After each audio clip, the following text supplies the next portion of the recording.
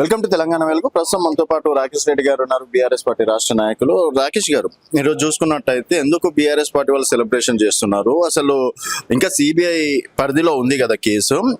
తర్వాత BJP BRS ఏమైనా కుమ్మక్కైందా? Recent గా హరీష్ రావు గారు కూడా వెళ్ళడం, సో హరీష్ రావు గారు ఆర్ఎస్ఎస్ వాళ్ళతో బీజేపీ వాళ్ళతో కలిసిన తర్వాతనే తీర్పు రావడం, ఏ విధంగా చూడవచ్చు?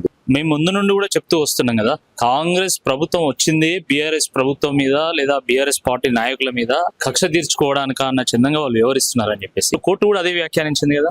కోర్టు పీసీ ఘోష్ కమిషన్ ఒక కీలుబొమ్మ ప్రభుత్వం చేతిలో, అది ఇచ్చినటువంటి రిపోర్టు ఒక చిత్తు కాగితంతో సమానమని ఆ స్ఫూర్తితోనే హైకోర్టు వ్యాఖ్యానించడం ఏదైతుందో అదే మొత్తం సారాంశాన్ని చెప్తా ఉన్నారు. అంటే మీరు కేవలం కక్ష తీర్చుకోవడానికి సెక్షన్ 8 కింద నోటీస్ ఇవ్వకుండా ఎంక్వైరీ చేసి కనీసము ఆ రిపోర్ట్లో ఏం రాసిందో కూడా కనీసము ప్రతివాదులుగా ఉన్నటువంటి వాళ్ళకి వినిపించకుండా చూపించకుండా మీరు రిలీజ్ చేయడం ఏదైతుందో దీన్ని కోర్టు తప్పుపట్టింది.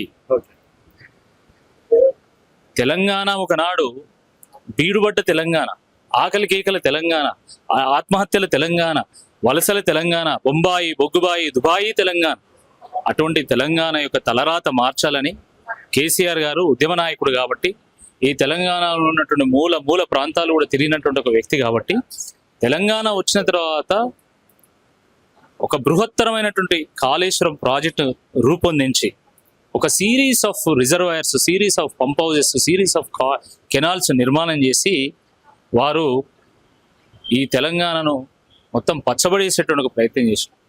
ఆకలి కేకల తెలంగాణను అన్నపూర్ణ తెలంగాణగా మార్చేటువంటి ఒక ప్రయత్నం చేశారు. 60 లక్షల మెట్రిక్ టన్నుల ధాన్యం పండించేటువంటి తెలంగాణ ఈరోజు 3 కోట్ల మెట్రిక్ టన్నుల ధాన్యం పండించేటువంటి తెలంగాణగా మార్చగలిగాడు. దీన్ని చూసి ఓర్చుకోలేక చంద్రబాబు గారి డైరెక్షనా మరి ఇంకెవరి డైరెక్షనో నాకైతే అర్థం కాదు. ఒక్క సాకు చూపి మొత్తం తెలంగాణ ప్రాజెక్టులన్నీ పడాగు పడేయాలనేటువంటి కుట్ర చేసిండు రేవంత్ రెడ్డి గారు. ఒకే ఒక్క సాకు ఏంది? కాళేశ్వరంలో 2 పిల్లర్లు ఊగినాయని. అరే కాళేశ్వరంలో 100 పిల్లర్లు ఉన్నాయి, 1000 కిలోమీటర్ల కెనాల్లు ఉన్నాయి, 3 బ్యారేజ్లు ఉన్నాయి, 16 రిజర్వాయర్లు ఉన్నాయి, పంప్ హౌజులు, సబ్ స్టేషన్లు ఎన్నో ఉన్నాయి.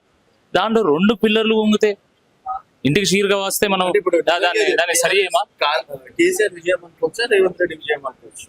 ఇది ప్రజల విజయం, రైతాంగం విజయం. ఇది అల్టిమేట్ గా కేసీఆర్ గారు ఎవరి కోసం కట్టిండి ఈ ప్రాజెక్టు? తెలంగాణ కోసం కట్టిండి కదా. బీడుబడ్డ తెలంగాణను పచ్చబడేయాలని కదా, ప్రజల ముఖాల్లో సంతోషాన్ని చూడాలని చెప్పేసి వారు నిర్మాణం చేసింది. కాబట్టి ఈ తీర్పు ప్రభుత్వానికి కనువిప్పు అయితే ఆ పడాగు పట్టేటువంటి ప్రాజెక్టులను మళ్ళీ వాళ్ళు సరి చేస్తే మళ్ళీ పొలాలు పచ్చబడితే తెలంగాణ ప్రజల ముఖాల్లో సంతోషం కనబడుతుంది. ఎవరి పరిధిలో అని ఉండనియండి, వాస్తవమే కదా, వాస్తవం కదా. ఈరోజు ధాన్యం పండించడంలో నెంబర్ 1గా ఎట్లా మారింది తెలంగాణ? బీడుబడ్డ తెలంగాణ పచ్చగా ఎట్లయింది? ఈరోజు ఇన్వెస్ట్మెంట్స్ లో నెంబర్ 1 ఎట్లయింది? అనేక విషయాల్లో మార్పు ఎట్లొచ్చింది? ఇది ప్రజల అనుభవంలో లేదా? నాకు అర్థం కాదు. 10 జిల్లాల తెలంగాణలో 9 వెనుకబడ్డాయని చెప్పేసి రీఆర్గనైజేషన్ యాక్ట్లో రాసిండ్రు. మరి ఈరోజు జిఎస్డిపిలో నెంబర్ 1, పర్ క్యాపిటల్లో నెంబర్ 1, విద్యుత్ వినియోగంలో నెంబర్ 1, ఇన్వెస్ట్మెంట్స్ లో నెంబర్ 1 ఎట్లా సాధ్యమైంది? అంటే కాళేశ్వరం అనేటువంటి ప్రాజెక్టు వల్ల ఈరోజు తెలంగాణ మొత్తం పచ్చబడడం వల్ల, వ్యవసాయదారుల చేతుల్లో కొంచెం ఆదాయం రావడం వల్ల, ఆదాయం ఖర్చు కావడం వల్ల, ప్రభుత్వాల పన్నులు పెరగడం వల్ల ఇదంతా కూడా మార్పు వచ్చింది. ఇక కంటవింపుగా మారినటువంటి రేవంత్ రెడ్డి గారు మరి చంద్రబాబు నాయుడు చేతిలో పావైందా ఇంకేందా మాకు తెలియదు. కానీ ఈ సాకు చూపెట్టి నీళ్లను ఆంధ్రాకు తరలించాలనే కుట్ర ఏమైనా చేసిందా అనేటువంటి చర్చ కూడా ఈరోజు గ్రామాల్లో జరుగుతుంది. ఇప్పటికైనా మీకు కనువిప్పు కావాలి. 2.5 ఏళ్ల పాటు మొత్తం ప్రాజెక్టులను పడవ పెట్టిండ్రు.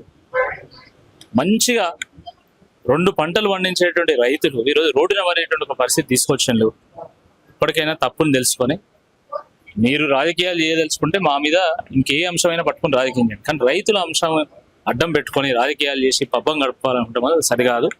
ఆ 2 పిల్లర్లను రిపేర్ చేసి వెంటనే కాళేశ్వరం ప్రాజెక్టులో ఉన్నటువంటి అన్ని కాంపోనెంట్లను కూడా వినియోగంలో తీసుకొస్తే మన డెవలప్మెంట్ పరంగా మనం ముందుకెళ్తాం. రాజకీయంగా కొట్టుకుందాం, రాజకీయంగా విభేదించుకుందాం, కానీ రైతాంగాన్ని మాత్రం బలి చేయొద్దని చెప్పి ఈ సందర్భంగా నేను కాంగ్రెస్ ప్రభుత్వానికి రేవంత్ రెడ్డి గారికి హితవు పలుకుతున్నాను.